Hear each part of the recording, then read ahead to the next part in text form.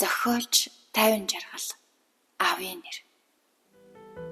Эцгийн нэрийг өргөж явахад Ингрийн модонд алтан жимс сургаж ээжийн магнад нар унждаг юм бинлээ. Эр хүн миний харцанд омгшил унжиж эртний түүхээс нэрийг нь дуулжгаад энэ миний аавын нэр гэж аарахдаг юм билээ.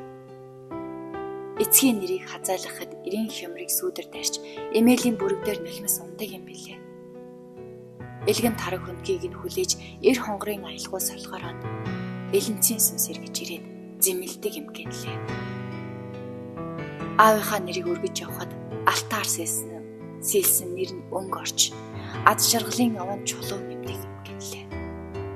Ардын дууны бадганд нэр нь сонсогдож ая дангийн хөнгөнд дүрн харагдаад амьдрал хөтөл өнгөтэй байдаг юм билээ.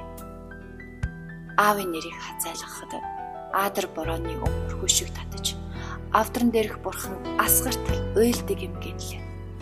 Адуу цувсан жимдэр гунийн сүтэр буухад алтан нарыг дэлхийгээр нэг хайн тэнвчилж ансханд хэрсэн нулимсандаа аавыгаа гарч уушлал ирдэг юм билээ.